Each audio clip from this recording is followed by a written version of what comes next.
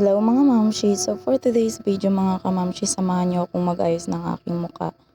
Magpapadepo nga pala ako ngayong araw mga mamshi. At bago ang lahat, syempre mag-ayos muna tayo ng ating muka kahit paminsan lang. January 2 talaga yung schedule ng depo ko mga kamamshi. So akala ko nga is holiday ngayon, pero nung tinawagan ko yung magdedepo sa akin is okay naman daw. Pwede din naman daw pumunta ng center. So ayan mga kamamshi, kasama ko nga pala yung anak ko, si Noah, tsaka yung partner ko nga pala.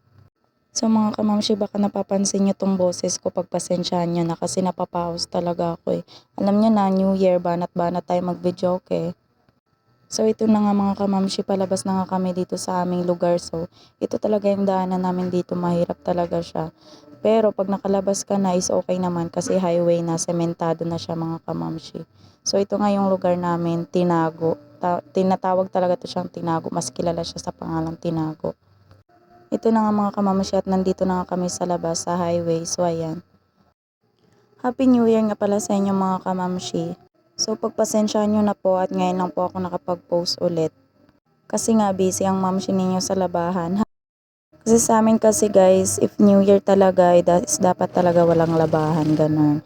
Ewan ko na lang kung sa inyo ganun din ba. Pero kasi sa amin ganun yung kumbaga pamahiin ang tawag.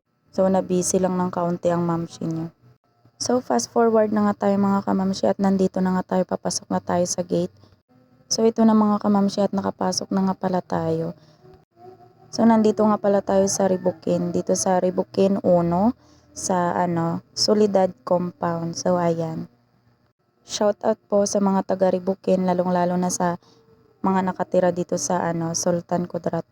At dito sa Ribukin sa Solidad Compound. Shout out nga pala sa inyong lahat. Hello guys, so for today's video magpapadepo ako. Alam niyo na, para iwas juntis, ganun. So ito na nga mga kamamshi, no, kinakausap na ako ng magtuturok sa akin, si ma'am. So shoutout sa iyo ma'am, nakalimutan ko yung full name mo po. Tingnan nyo naman tong baby Noah ko, sagip-sagip talaga yung mukha siya sa camera. So yung part na nga pala dyan mga kamamshi is kinausap ako ng midwife kasi tinatanong niya kung nagmens ako. So nagme-mens naman talaga ako minsan. So ayan na mga kamamshi, tinanggalan na ng libag. So ayan, tingnan nyo na lang po.